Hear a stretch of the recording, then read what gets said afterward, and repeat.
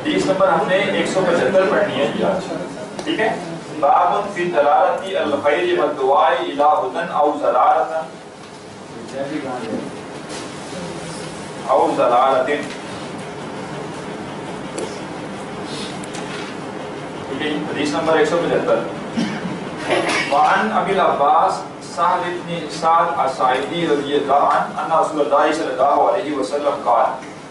ابو العباس سہل بن سعد الساعدی رضی اللہ عنہ سے روایت ہے، وہ کہتے ہیں کہ اللہ کے رسول صلی اللہ علیہ وسلم نے قال یوم خیبر کے دن کہا لأوتین الرایۃ غدا، کہ میں کل دوں گا جھنڈا.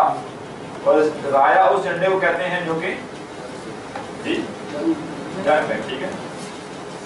رجلاً اس شخص کو یفتح اللہ علی یدیہ، جس کے ہاتھ پہ اللہ تعالیٰ فتح عطا کرے گا.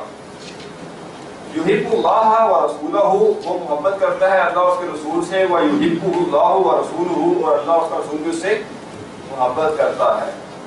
فبات الناس یذوقون لیلتہم، بات پہلے ہی بہت دفعہ آ چکا ہے، کیا ہے؟ رات گزارنا، ٹھیک ہے. بات کہتے ہیں رات گزارنے کو، پہلے ہی بہت زیادہ استعمال ہو چکا.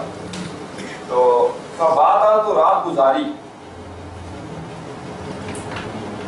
الناس لوگوں نے، یذوقون کا مطلب ہے ڈسکشن کرتے ہوئے. فبات الناس یذوقون لیلتہم، اپنی رات، تو لوگوں نے رات گزاری ڈسکشن کرتے ہوئے. جی پہلا نقطہ کیا ہے؟ اگر اس کلاس میں یہ بات بالفرض ہو جائے تو رات کو جا کے ہم تو وقت نہیں سوئیں گے اور اگلے دن اٹھ کے آ جائیں گے.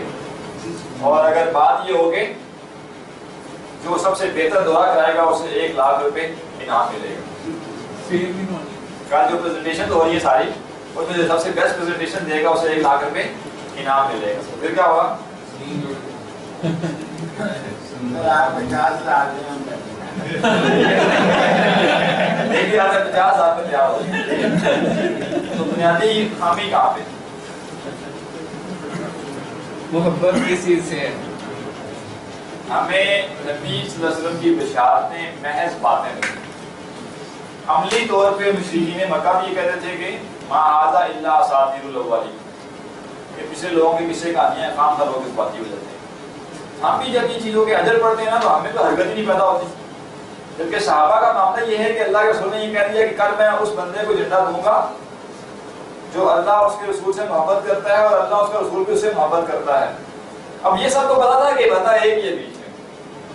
صحابہ تو جانتے تھے نا کہ ایک ہی بندے کو دینا ہے، ایک سارے لشکر کو جھنڈا دے دیں گے. لیکن ہر شخص کا شوق اتنا تھا کہ بس رات کو لگے ہوئے ڈسکس کرنے میں، اور یہ چیز انہیں سونے کی دے رہی، ٹھیک ہے، کہ وہ کون بندہ ہوگا، کتنا کچھ نصیب ہوگا، ٹھیک ہے. ایہم یؤتاہا، کہ کس شخص کو وہ جھنڈا دیا جائے گا. فلما اصبح الناس، پھر جب لوگوں نے صبح کی، ٹھیک ہے، اصبح تو واضح ہے نا صبح کرنا، ٹھیک ہے. فلما اصبح الناس، پھر جب لوگوں نے صبح کی، غدوا علی رسول اللہ صلی اللہ علیہ وسلم. غدوا کیا ہے؟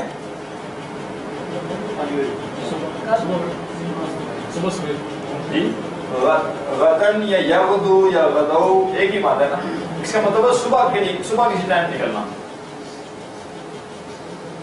ٹھیک ہے. تو صبح کے ٹائم نکلیں گے کسی سفر پہ یا کسی بھی کام کے لیے، تو اس کے لیے فعل کے طور پہ جو استعمال ہوگا وہ غدو یا یغدو، ٹھیک ہے. جی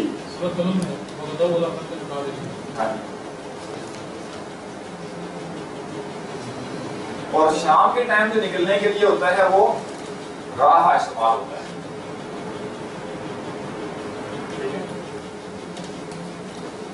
آگے جا کے ایک حدیث کا علم آئے گی کہ اللہ کی راہ میں ایک صبح کو نکلنا یا ایک شام کو نکلنا، ٹھیک ہے.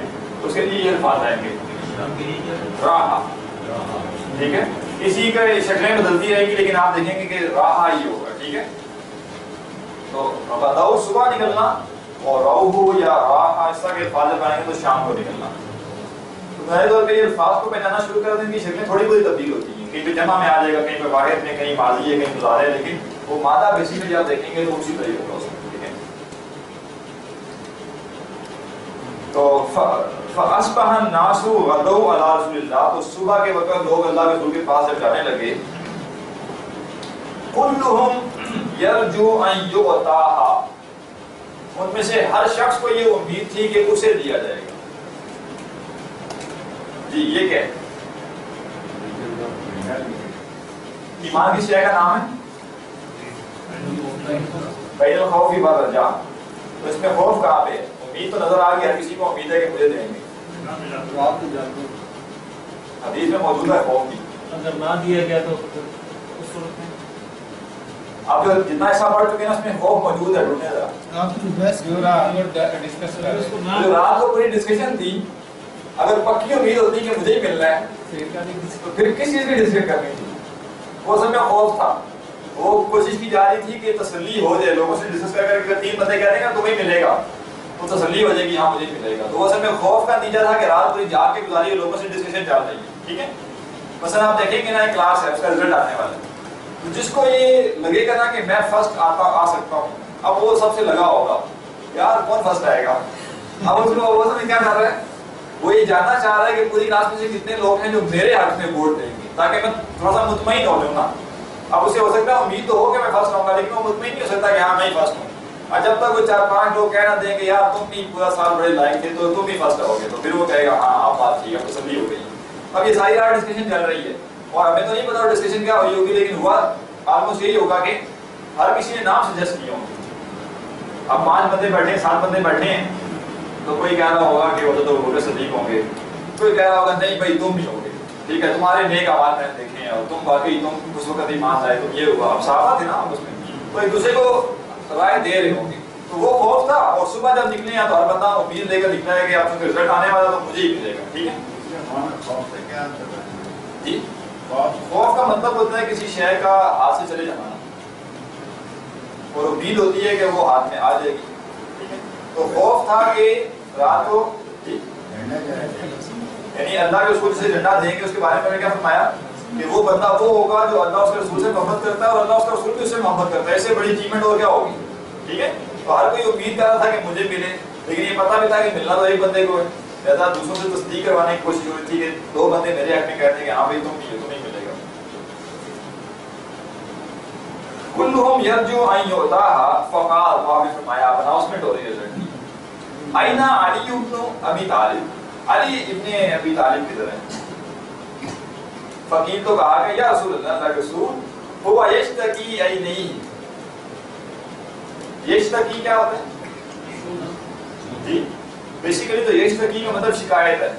ٹھیک ہے، لیکن جب یہ جملے میں استعمال ہوگا تو ہوا یشتکی عینیہ، گویا اس کی آنکھ میں شکایت ہے. کیا مطلب اس کی آنکھ میں تکلیف ہے. ٹھیک ہے، تو تکلیف کے معنوں میں بھی آتا ہے اور شکایت کے معنوں میں بھی. ٹھیک ہے، قرآن مجید میں سورہ مجادلہ میں جو لفظ استعمال ہوا وہ کیا ہے جی آپ صاحب؟ جی یشتکی ہے نا وہ بھی. تشتکی نا، سیغے کا فرق ہے. تو سیم وہی لفظ ہے قرآن مجید میں، اس کا مطلب کیا ہے؟ شکایت کر رہی تھی. ٹھیک ہے، تشتکی اللہ، اللہ کی طرف شکایت کر رہی تھی. چونکہ وہاں پہ جملے میں واضح طور پہ مفہوم کوئی وہ شے آگے بیان نہیں ہوئی جس میں تکلیف ہو سکتی ہے. تو جب بھی آگے اس طرح کی بات آ جائے تو یہ بیماری کے لیے آ جائے گا. بیماری کے سمے جیسے وہ کہتے ہیں نا بیماری کے لیے شکایت کا لفظ ہم استعمال بھی کرتے ہیں، پیٹ کی شکایت ہو گئی. ٹھیک ہے، تو کیا ہوتا ہے آپ یہ نہیں کہتے کہ پیٹ میں درد ہے، پیٹ میں دنوں کہتے ہیں پیٹ میں شکایت ہو گئی. تو یہ دونوں مفہوم اس کے ذہن میں رکھیں. یہ تکلیف ہے. ٹھیک ہے، شکایت ہونا بھی اور تکلیف ہونا. ٹھیک ہے، تو ہوا یشتکی عینیہ، ان کی تو آنکھوں میں تکلیف ہے. ٹھیک ہے، قال فرمایا فارسلوا الیہ، جی اسے بھیجو میری طرف. فاوتی بہ، تو انہیں لایا گیا اللہ کے رسول کے پاس. فبصق، بصق جی لعاب دہن. ٹھیک ہے، تو آپ نے لعاب دہن لگایا رسول اللہ کے رسول نے فی عینیہ، ان کی آنکھوں میں. ٹھیک ہے، اللہ کے رسول نے اپنا لعاب دہن ان کی آنکھوں میں لگایا. ودعا لہ، اور ان کے لیے دعا کی. فبرئ، تو وہ اس بیماری سے انہوں نے نجات پا لی. اب یہاں یہ بڑا اہم حصہ ہے وَدَعَا لَهُ، گویا کہ شرک پیدا ہونے کا جو شائبہ تھا اس کو یہاں پہ رفع کر دیا گیا. کہ کوئی شخص یہ نہ سمجھنا ہو شروع کرتا ہے کہ اٹ سیلف وہ جو جو آب دہن ہے وہی شفا دے سکتا ہے. ٹھیک ہے, شفا اللہ نہیں دینی ہے. ہاں اللہ تعالیٰ نے جیسے کسی دوائی میں شفا ڈال دیا تو اس میں شفا رکھی دیا اللہ نے. ٹھیک ہے, تو کوئی شخص یہ نہ سمجھنا شروع ہو جائے کہ اٹ سیلف وہ شفا کی چیز ہے. تو آگے کہا کہ وَدَعَا لَهُ, دعا بھی کی. ٹھیک ہے, تو ایسا ممکن نہیں ہے کہ اللہ کے رسول اس طرح کا کوئی کام کریں اور دعا نہ کریں, لیکن یہ جو الفاظ روایت میں آگے گویا وہ وضاحت کے لیے ہے. فَبَرِيَ, تو وہ شخص بری ہو گیا. ٹھیک ہے, یعنی وہ علی جو ہے وہ اس بیماری سے بری ہو گئے, ٹھیک ہو گئے. حَتَّى كَأَن لَّمْ يَكُن بِهِ وَجَعٌ, كَأَن لَّمْ يَكُن کا کیا مطلب ہوتا ہے؟ یہ جملہ بہت عام ہے. حتیٰ کہ ایسے ہو گئے جیسے کہ نہیں کی ہو, جیسا کہ نہیں. ٹھیک ہے, آگے کوئی بات آئے گی جیسا کہ کیا نہیں. ٹھیک ہے, تو گویا کہ ایک اسلوب ہے کہ ہم کہتے ہیں نا کہ جیسے ہوا ہی نہیں تھا ایسا, اس انداز. تو کیا کأن لم یکن بہ وجع تکلیف ہے. ٹھیک ہے, یہ بھی لفظ بہت زیادہ استعمال ہوتا ہے وجع. یہ اس سے پہلے بھی اس میں رسول نے 2 دفعہ آ گیا وجع. جی کیا چیز؟ جوڑوں کا درد وجہ اور مفاصل کہتے ہیں, وجہ درد نہیں. ہاں کوئی درد تکلیف. ٹھیک ہے, تو وہ ایسے ہو گئے حتیٰ کأن لم یکن بہ وجع, گویا کہ انہیں کوئی تکلیف جی بالکل ٹھیک تھے. فَآتَاهُ الرَّایَةَ, تو آپ نے انہیں جھنڈا عطا کیا. فَقَالَ عَلِيٌّ رضی اللہ عنہ, حضرت علی نے فرمایا یا رسول اللہ, اللہ کے رسول, اُقَاتِلُهُمْ حَتَّى يَكُونُوا مِثْلَنَا. آگے جو اُقَاتِلُهُمْ ہے, آگے جو سوالیہ نشان آ گیا وہ کیا باتیں کر رہے ہیں کہ آپ نے سوالیہ انداز میں یہ بات کہی. اب گرمیٹیکلی یہ سوالیہ جملہ نہیں ہے, اس لیے کہ آپ نے یہ نہیں فرمایا کہ اُقَاتِلُهُمْ, لیکن آپ جب کسی سے کوئی بات کہتے ہیں تو آپ کا جو انداز ہے وہ بھی بات کر اسی کو سوالیہ بنا دیتا ہے. ٹھیک ہے, ایسے وہ ہے نا, ہم زندہ قوم ہیں, کسی نے وہ استعفیٰ لگایا تھا, ہم زندہ قوم ہیں تو ہے کہ آگے جو نا وہ سوالیہ نشان بنا ہوا تھا. تو یہ اس طرح کا ایک انداز ہے کہ اس میں گرامر میں تو شامل نہیں ہے, انداز میں سوال شامل ہے. ٹھیک ہے, تو کیا ہے جی, اُقَاتِلُهُمْ حَتَّى يَكُونُوا مِثْلَنَا, کیا میں ان سے اس وقت تک لڑوں جب تک وہ ہم جیسے ہو جائیں. فقال, تو آپ نے فرمایا مسلمان ہو جائیں. انفس علی رسلک, آپ نے کہا کہ چل پڑو. ٹھیک ہے, اپنی منزل کی طرف چل پڑو. حتی تنزل بساحتہم, حتی تنزل بساحتہم, یہاں تک کہ تم ان کے جو بھی لڑائی کی جگہ ہے جہاں پہ یہ مارکا ہونا ہے وہاں پہ پہنچ جاؤ. ٹھیک ہے, ثم ادعوہم, پھر انہیں پکارو الی الاسلام, اسلام کی طرف, پھر انہیں دعوت دو اسلام کی. واخبرہم, اور انہیں بتاؤ بما یجب علیہم من حق اللہ تعالی فی, واخبرہم, اور انہیں بتاؤ بما یجب علیہم, جو واجب ہے ان پر, من حق اللہ تعالی, اللہ تعالیٰ کے حق میں سے.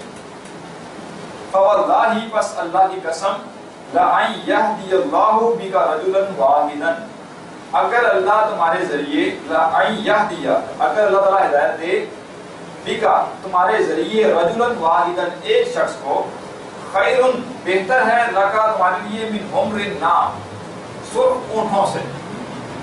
ٹھیک ہے, سرخ اونٹ جو ہے وہ جو اعلیٰ ترین نسل تھی اونٹ کی, اس کے بارے میں کہا.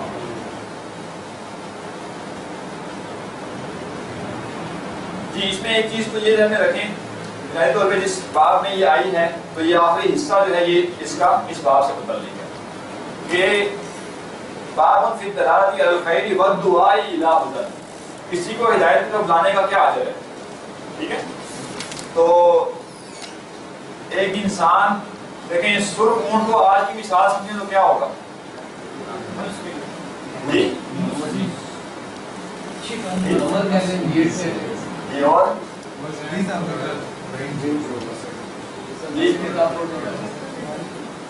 اور سے سوچیں گے اور چیز ذہن میں آئے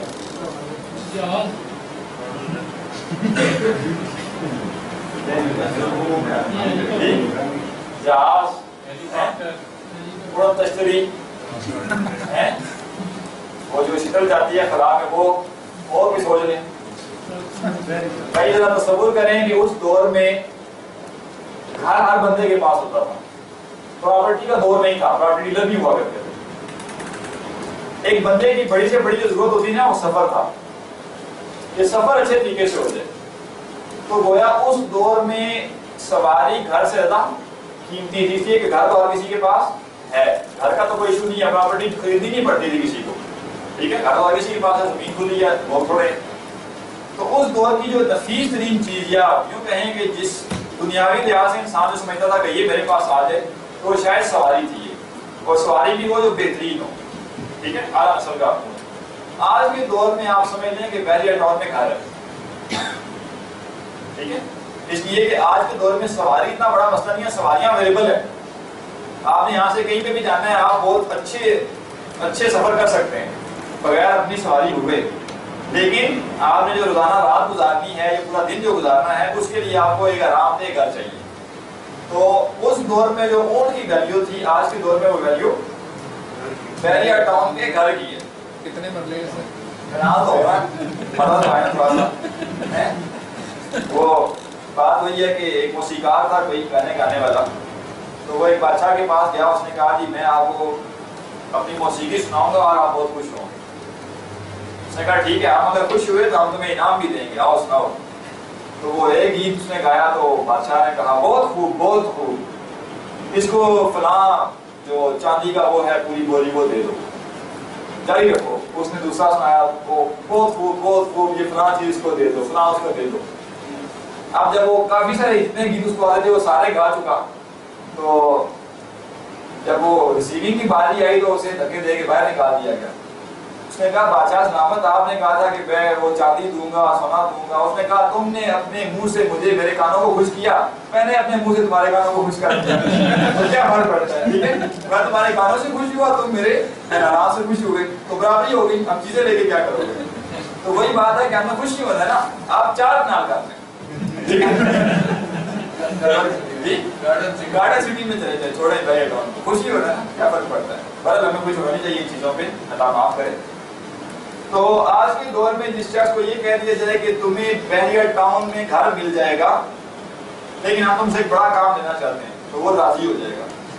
وہ کہے گا اس سے بڑا اور کیا، میں پوری زندگی لگا کے تو گھر بنانا چاہتا ہوں، یہ کہہ رہے ہیں کہ تم یہ کر لو. تو کسی کو ہدایت کی طرف بلانے کا اجر یہ ہے کہ اگر آپ کامیاب ہوگے کہ آپ کے ذریعے ایک شخص ہدایت کی طرف آ گیا. دیکھیں یہ مثال شاید بہت زیادہ سمجھ سکیں جو پراپرٹی ڈیلر ہیں.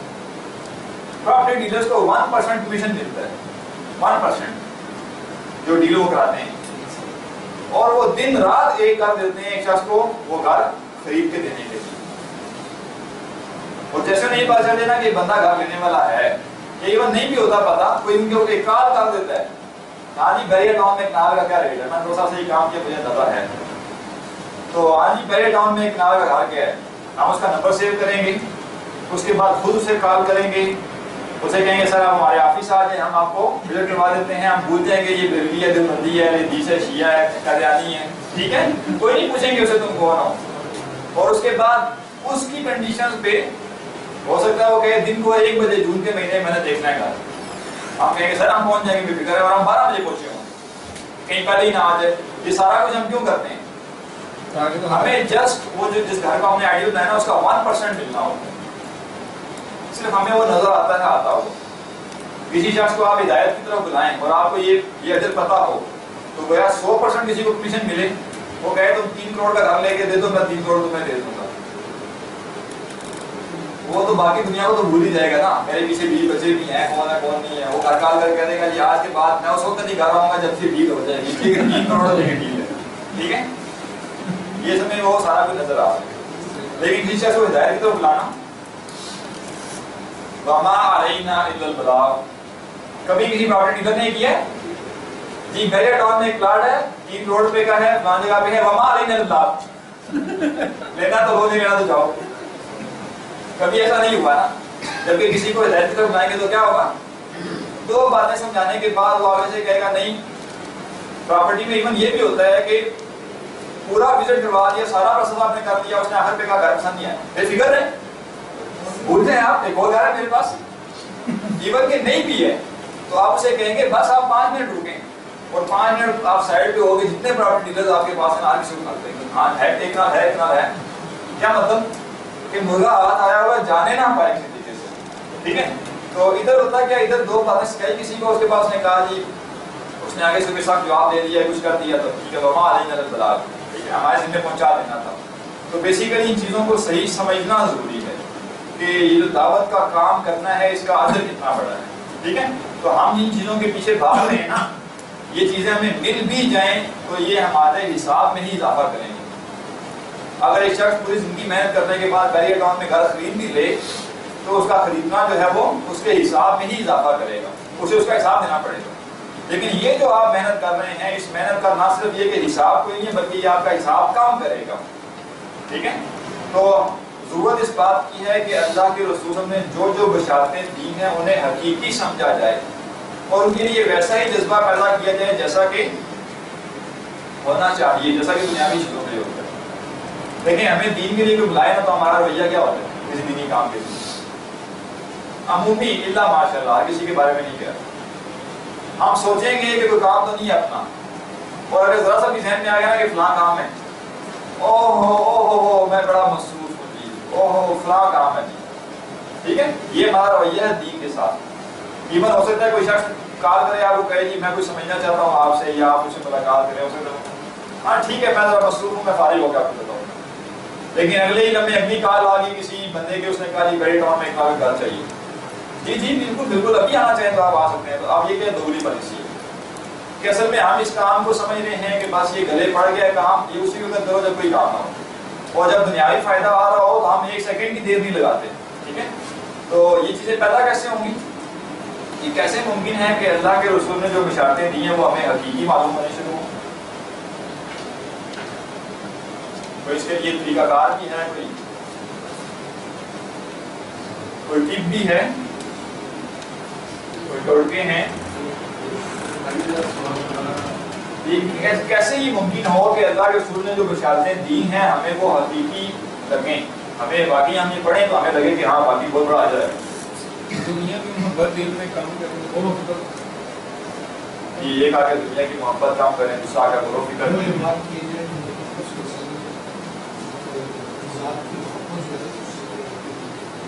ٹھیک ہے یعنی نبی صلی اللہ علیہ وسلم کی محبت جو ہے وہ پیدا کی جائے. جی اور موت کو کثرت سے یاد کیا جائے. جی اور آخرت جس کی میٹھا ترجیح ہوگی نا اس کو. جی اور ایمانیات پر ہے جتنا ہم غور و فکر کرتے ہیں کہ کس کس کو کیا کیا مل گیا کیا اتنا ہی ہم یہ بھی غور و فکر کرتے ہیں کہ کس کس سے کیا کیا چھین گیا؟ نہیں سر کبھی بھی نہیں سکتے.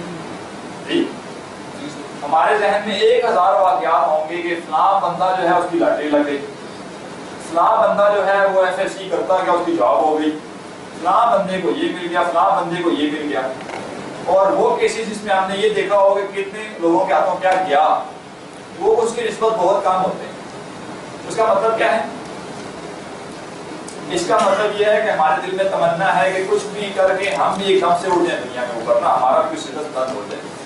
تو کوشش یہ کرنی چاہیے کہ جن لوگوں کو دنیا میں کچھ مل گیا ان کی بھی نظر میں ہوں وہ لوگ بھی ان کو نظر سے نکالنے کی ضرورت نہیں ہے لیکن دوسرے لوگ زیادہ ہوں جن کے ہاتھوں سے جو چیز نکل گئی. اس لیے کہ انسان کو آخرت اور موت تبھی یاد آتی ہے جب وہ اپنے ہاتھ سے کچھ نکلتا ہوا محسوس کرتا ہے. جب تک اس کا پیٹ بھرا ہے نا جب تک اس کا بینک بیلنس بھرا ہوا ہے اس سے کوئی نہ موت یاد نہیں ہے نہ آخرت یاد آتی بلکہ وہ موت اور آخرت کو ایک مذاق سمجھتے ہیں. اور جس لمحے وہ محسوس کرنا شروع کر دیتا ہے نا کہ یہ سب دنیا فانی ہے اسی لمحے اسے موت بھی یاد آتی ہے اسی لمحے اسے آخرت بھی یاد آتی ہے. تو ہم اچیومنٹس کی ایگزامپلس بہت زیادہ ذہن میں لاتے ہیں فلاں بندے کو یہ مل گیا فلاں بندے کو یہ مل گیا وہ جسٹ ایف ایس سی کی تھی وہ کہاں پہنچ گیا میں میرے ساتھ پڑھا کرتا تھا جی بس کیا بتائیں جی وہ سی اے کر لیا اس نے اور میں جو ہے نا وہ اہم کام کر کے بیٹھا ہوں اور وہ جو ہے 1.5 لاکھ لے رہا ہوں. اب 500 مثالیں ذہن میں رکھی ہوئی ہیں اچیومنٹس کی اور یہی نظر آ رہا ہے کہ کتنے دنیا میں وہ لوگ موجود ہیں جن کو اچیومنٹس نہیں ملی ہے جن کو نقصانات ہوتے ہیں. تو حضرت علی کا بھی ایک قول نقل کیا جاتا ہے نا کہ میں نے اللہ تعالیٰ کو ارادوں کے ٹوٹنے سے پہچانا. جب سب کچھ ٹھیک چل رہا ہے تو تب اللہ کی یاد نہیں آنی تب آپ کو لگے گا کہ بائی ڈیفالٹ ایک سسٹم چل رہا ہے. اس لیے دیکھیں نا سائنس نے بھی جو خدا کا یا سائنسدانوں نے خدا کا انکار کیا کس بنیاد پہ کیا انہوں نے دیکھا کہ فزیکل لاز پرماننٹ چل رہے ہیں. میں کہا ٹھیک ہے جب چل رہے ہیں تو پھر کسی کو مانو یا نہ مانو کیا فرق پڑتا ہے. ٹھیک ہے اور جس لمحے وہ فزیکل لاز ٹوٹیں گے تو اس لمحے خیال آئے گا کہ نہیں کوئی ہے جسے توڑیں گے. ٹھیک ہے ایسے ہی انسان جو اچیومنٹس ہیں ان پہ کم نظر رکھے اور جو اپنے نقصانات ہیں جو باقیوں کے نقصانات ہیں اور کوشش کرے کہ باقیوں کے نقصانات کو زیادہ دیکھے، اس نظر سے دیکھے، اس نظر سے دیکھے کہ حقیقت یہ ہے دنیا، ٹھیک ہے سر اس میں جی میں نے اللہ کو ارادوں کے ٹوٹنے سے پہچانا، ضرورت یہ میرے میں یہ صحیح ہے کہ نہیں، لیکن بات صحیح ہے، حضرت علی نے کہا کہ نہیں لیکن بات بالکل ٹھیک ہے۔ سر اس میں جو حدیث ہے وہ بھی بالکل کلیئر ہے نا کہ دنیا کے لحاظ سے جو ہے نا اپنے سے جو ہے نا نیچے والے کو دیکھنا چاہیے اور دین کے لحاظ سے اپنے سے، ہاں جی ٹھیک ہے، کہ دین کے لحاظ سے اسے دیکھو جو تم سے آگے بڑھ گئے اور دنیا کے لحاظ سے اسے دیکھو جو تم سے پیچھے رہ گئے، ٹھیک ہے۔ تو اپنی اوقات بندے کو تب یاد آتی ہے کہ جب انسان ان لوگوں کو دیکھتا ہے جو کہ اس سے بھی نیچے ہیں۔ مثلا یہ کہ ہر شخص یہ سمجھتا ہے کہ وہ غریب ہے اور باقی امیر ہے، ایسے ہی حالانکہ ہر شخص کو یہ معلوم ہے کہ مجھ سے بھی بہت زیادہ لوگ غریب ہیں، لیکن اس کے باوجود ہر شخص اپنے آپ کو احساس کمتری کا شکار کر رہا ہے کہ میں غریب ہوں باقی امیر ہے، اور اس لیے کہ اس کی نظر امیروں پہ، امیروں سے ہٹا کے نیچے غریبوں کی طرف لے کے آنا تو 14 دفعہ روشن ہو جائیں گے بندے کے، یہ اچھا میرے پاس یہ چیزیں ہیں، ٹھیک ہے۔ یعنی میں نے آپ کو ایک خیر مثال دی ہو، میں ایک دفعہ ٹرین پہ کراچی جا رہا تھا تو عام طور پہ ٹرین کے ساتھ جو گھر ہوتے ہیں وہ بہت غریب طبقے کے ہوتے ہیں، تو ان دنوں میں یہ سیلاب وغیرہ بھی چل رہے تھے، تو میں نے دیکھا کہ گھروں کے گھر جو ہیں وہ گندا پانی جو ہوتا ہے نا جس میں کچرا بھی یہ سب کچھ ہے وہ ان کے اندر تک موجود ہے، گھروں کے ٹرین سے سامنے نظر آ رہا ہے کہ پٹری کے ساتھ اتنے گھر ہیں، وہ گندا بدبودار جو پانی ہے وہ ان کے گھروں کے اندر تک موجود ہے، اور ایون کہ وہ 2 چارپائیاں بھی اسی پانی میں بچھا کے بیٹھے ہوئے کہ وہ 1 فٹ یا 1.5 فٹ وہ پانی کھڑا ہوا ہے اور چارپائیاں وہاں بچھا کے بیٹھے ہیں۔ پہلے تو میرے ذہن میں یہ بات آئی کتنے بیوقوف لوگ ہیں یار، وہ نہیں چلے جانا کیا اتنا بڑا مسئلہ ہے، ٹھیک ہے کون سا تم نے پراپرٹی خریدی ہوئی، پھر خود ہی میرے ذہن میں آیا کہ جائیں گے تو کہاں جائیں گے، انہیں کسی سوسائٹی میں تو کوئی نہیں بیٹھنے دے گا نا، انہیں جہاں بھی جگہ ملے گی وہ اسی طرح کی ملے گی، انہیں دیکھ کے خیال آیا کہ یہ کتنے غریب ہیں اور میں کتنا امیر ہوں، ٹھیک ہے۔ اور اگر ان کو دیکھنے کے بجائے میں وہ جو اے سی والے کمپارٹمنٹ میں بیٹھے ہوئے لوگ ان کو دیکھوں اور دیکھوں کہ یہ کیپٹل اٹھائی ہوئی ہیں اور یہ اور وہ، یا میں یہ دیکھوں کہ فلاں میرا دوست جہاز پہ کراچی پہنچ گیا اور میں ٹرین پہ جا رہا ہوں، تو مسئلہ نہیں ہوئے گا بندہ کہ جی بس گویا مجھ پہ تو ظلم ہو گیا، ٹھیک ہے۔ ایسے ایک اور مثال ابھی ریسنٹلی نظر آئی کہ میں ایک شادی پہ گیا، ولیمہ تھا، تو سب لوگ جب کھانا کھا چکے اور تقریباً وہ حال خالی ہو چکا تھا، چند لوگ رہ گئے تھے، ایک وہ شخص گاؤں تھا، ایک بالکل ایک وہ شخص جو باہر ایک چھوٹا سا شاپر رکھ کے بیٹھا ہوا اس میں چھوٹے چھوٹے 5-5 روپے کے پیکٹ سے بیچ رہا تھا، وہ آیا اس نے ایک بڑی سی پلیٹ لی اور پلیٹ دے کے اچھا وہ جو جن کے ہاں شادی تھی وہ اسے ڈانٹ بھی رہے تھے، ٹھیک ہے، سنا بھی رہے تھے، بھی نہیں کہتے نہ کھانا لو، لیکن اچھا ضائع کر دیا تھا، ٹھیک ہے، یہ اس طرح کی باتیں کر کے اچھا جو اہم بات ہے وہ یہ ہے کہ جب اس نے کھانا ڈالنا شروع کیا تو وہ اس طرح سے ڈال رہا تھا کہ میرے ذہن کا خیال آیا کھائے گا کیسے نا، وہ پلیٹ اس نے بھر لی، جتنا کھانا وہاں میں پڑا تھا وہ پورا پلیٹ میں بھر لیا۔ اب اسے دیکھ کے پہلا تعجب مجھے یہ ہوا کہ یہ اتنا کھانا کھائے گا کیسے، اس لیے کہ جتنا اس نے ڈالا تھا میں نے شاید اس کا کوئی چھٹا حصہ بھی نہیں کھایا تھا، حالانکہ میرے پاس آرام سے آدھا گھنٹہ تھا، آرام سے میں کھا سکتا تھا۔ اچھا یہ خیال آتے ہی اللہ کا شکر ہے کہ اگلا خیال رکھنے آیا، اگلا خیال ذہن میں یہ ہے کہ جو کھانا میں نے کھایا تھا میں روز دوسرے دن کھاتا رہتا ہوں، تو مجھے اس کی اتنی طلب نہیں تھی، اس لیے میں نے تھوڑا سا کھا لیا، بس کافی ہو گیا، میرے لیے کوئی نئی چیز نہیں تھی، ہو سکتا ہے یہ پورے مہینے بعد یہ دیکھ رہا ہو کھانا، اور اس سے اگلا خیال یہ آیا کہ کیا ممکن ہے کہ یہ باہر جا کے شاپر میں ڈال لے اور گھر لے جائے، ٹھیک ہے۔ اب بات کیا ہے، بات یہ ہے کہ پہلے خیال پہ اگر میں اپنے آپ کو روک لیتا، گھٹیا لوگ ہم کا شادیوں میں آگے اتنا ڈال لیتے ہیں کہ کیسے کھاتے ہوں گے، اور دوسری سوچ آتے ہی رویہ تبدیل ہو گیا، ٹھیک ہے، اور وہ شکل وہ شخص وہ جس کی وہ شکل میرے لیے پہلے شاید ہوتی کہ ایک غریب شخص ہے یہ اس طرح کے لوگ ہیں، تو وہی بڑا ہمدردی ہو گئی، اور مجھے بڑا احساس ہوا کہ اللہ کا بڑا فضل ہے کہ اس شخص سے اور میرے میں بڑا فرق ہے کہ اللہ تعالیٰ نے زیادہ نعمتیں دی ہوئی، تو جتنا آپ لوگوں کی محرومیوں کو دیکھیں گے نا اتنا آپ کو حقیقت کی طرف سوچنے کا موقع ملے گا، اور جتنا آپ لوگوں کے اچیومنٹس دیکھتے جا رہے ہیں اتنے ہی روتے جا رہے ہیں۔ اب ہر گھر میں رونا ہے، ہر بندہ رو رہا ہے، ٹھیک ہے، جو ہزاروں میں کما رہا ہوتا ہے وہ لاکھوں والے کو دے کے رو رہا ہوتا ہے، جب وہ لاکھوں میں پہنچ جاتا ہے تو وہ کہتا ہے یار میں تو صرف لاکھوں میں پہنچا ہوں، فلاں بندے کا تو ذاتی بزنس ہے، اب اس کا رونا ختم نہیں ہوتا، رونا ایک ہی صورت میں ختم ہو سکتا ہے کہ آپ نیچے والوں کو دینا شروع کریں، جن کو ناکامیاں ہوئیں ان کو دینا شروع کریں، ہمیں اگر کسی کی اولاد نظر آتی ہے تو کون سی اولاد نظر آتی ہے؟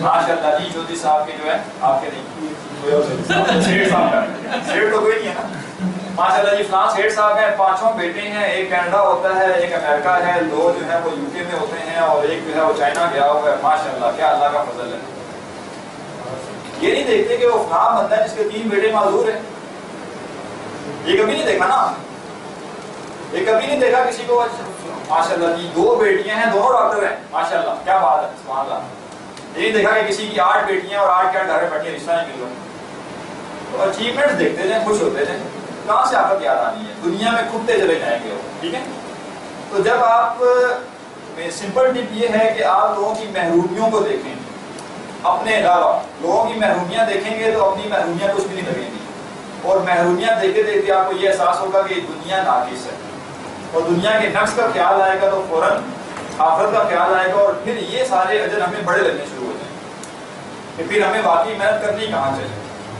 دیکھیں اسی مثال سمجھیں آپ دنیا میں جتنا بھی اچیو کر لیں گے برال آپ محروم رہیں گے ٹھیک ہے اس لیے کہ اچیومنٹس کی کوئی لمٹ نہیں ہے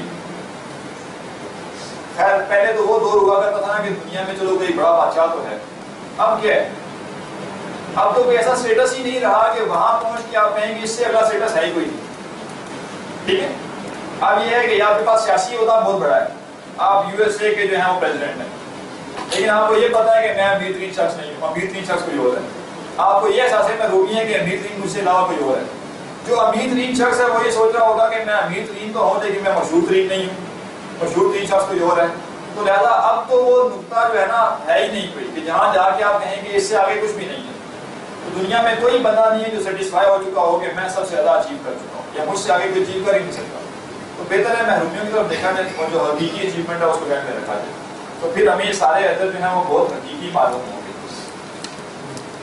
وعن انس رضی اللہ عنہ حضرت انس سے روایت ہے وہ فرماتے ہیں انا فتن من اسلم ایک قبیلہ اسلم جو ہے اس کا ایک نوجوان تھا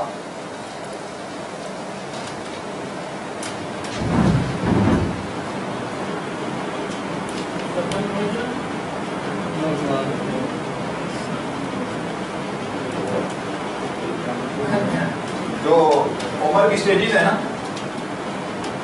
اس میں سب سے پہلی جو سٹیج ہے وہ صبی ہے صبی کے بعد غلام ہے اور غلام کے بعد فتن ہے ٹھیک ہے فتن وہ عمر ہے جس میں شناختی کارڈ بن جاتا ہے ٹھیک ہے تین ایجر سے جو بڑا ہے وہ فتن ہے ٹھیک ہے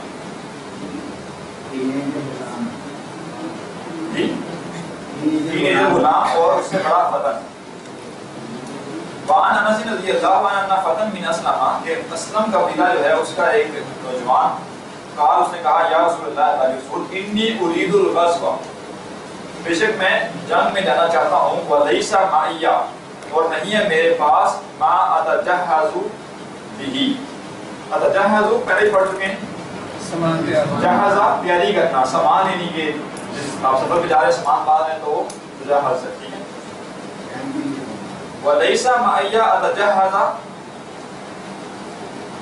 أَتَجَهَّزُ بِهِ اور میرے پاس نہیں ہے کوئی شے کہ جس کے ذریعے جو میں سامان نہیں ہے میرے پاس جنگ میں جانے کے لیے قال تو آپ نے فرمایا ائتی فلان فلان کے پاس جاؤ فَإِنَّهُ قَدْ كَانَ تَجَهَّزَ کہ بے شک قد كَانَ تَجَهَّزَ تیاری کر چکا تھا ٹھیک ہے بے شک وہ سامان تیار کر چکا تھا فمریضا لیکن وہ بیمار ہو گیا فاتاہ تو اس کے پاس آیا فقال اس نے کہا ان رسول اللہ صلی اللہ علیہ وسلم بے شک اللہ کے رسول صلی اللہ علیہ وسلم یقرئک السلام تمہیں سلام کہہ رہے اب یہ نبی صلی اللہ علیہ وسلم کے جو ہے نا وہ اخلاق ہیں کہ اتنے معاملات آپ کو ہینڈل کرنے اتنے معاملات آپ کو ہینڈل کرنے لیکن کبھی بھی ایسا نہیں ہوا کہ اخلاقیات چھوڑ دی یہ نہیں مسئلہ نہیں پتا ہے ٹھیک ہے جاؤ جا کے لے لو بلکہ باقاعدہ آپ نے اسے ٹریٹ بھی کیا بلکہ یہ کہا کہ اس کے پاس جاؤ گے تو میرا سلام بھی کہنا اسے ٹھیک ہے وَيَقُولُ اور آپ نے فرمایا وَيَقُولُ اور وہ کہتے ہیں آتِنِی مجھے دے دو الذی وہ جو کہ تجہزت بہ تم نے تیار کیا تھا جو سامان تم نے جنگ کے لیے تیار کیا تھا وہ مجھے دے دو فقال اس نے کہا یا فلانہ تو جی جی یعنی ایک انداز ہے کسی بات کو حکم کہنے کا، ورنہ انداز کیا ہوتا ہے؟ بیوی کو گانے کا انداز کیا ہوتا ہے؟ ایک مہذب قوموں کا عبداللہ کی امی ایسے ہوتے ہیں، تو کوئی نہ کوئی انداز انہوں نے اختیار کیا ہوگا، لیکن وہ کیا ہے؟ یا فلانا تو اب یہ نہیں ہے کہ انہوں نے کہا تھا کہ یا فلانا تو، انہوں نے کوئی انداز اختیار کیا تھا اپنی بیوی کو بلانے کا، تو انہوں نے اسے نقل نہیں کیا بلکہ یہ کہہ دیا کہ انہوں نے بلایا اس کو. ٹھیک ہے، اب کوئی شخص اپنی بیوی کو یہ نہیں کہے گا یا فلانا تو، یہ نہ ہو آج سے پڑھ کے جائیں گھر شروع ہوتے ہیں یا فلانا تو، وہ کہے جی اچھا خاصا میرا گھر ہوگا نام رکھا تھا تم نے فلانا کر دیا. ٹھیک ہے، اس لیے وضاحت کر دی ہے کہ کسی نے اور کسی اسلوب سے بلایا ہوگا، لیکن یہاں انہوں نے اس کو مینشن نہیں کیا. آتیہ الذی تجہزت بہ، اسے وہ شے دے دو تجہزت بہ جو میں نے تیار کی. آگے کے الفاظ پڑھے ہیں، ولا تحبسی منہ شیئا، اور اس میں سے کچھ بھی بچا کر نہ رکھنا. تحبسی تو اصل میں روکنے کو کہتے ہیں نا، حوث ہوا رک جاتی ہے، اس میں سے کچھ بھی بچا کر نہ رکھنا. فواللہ، پس اللہ کی قسم، لا تحبسینی منہ شیئا، تو ایسا نہیں ہو سکتا کہ تم اس میں سے کچھ چھپا کر رکھ لو. فیبارک لک فیہ، پھر برکت دی جائے تیرے لیے اس سامان میں. ٹھیک ہے، یہ رضا اسلوب اگر لفظی ترجمہ کریں تو سمجھ نہیں آئے گا کہ لا تحبسینی منہ شیئا، تم اس میں سے کچھ بھی نہیں بچا کر رکھو گی. فیبارک لک فیہ، کہ تمہارے لیے اس میں برکت ڈالی جائے. تو اسلوب کیا ہے کہ تم کچھ بھی بچا کے رکھو تو اس میں برکت نہیں ڈالی جائے گی. ٹھیک ہے، دو چیزیں نظر آ گئی. ایک تو یہ کہ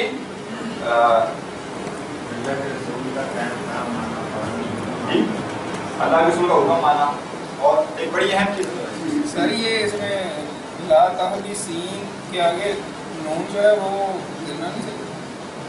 نہیں، یہ لائے نفی ہے، لائے نہیں ہے.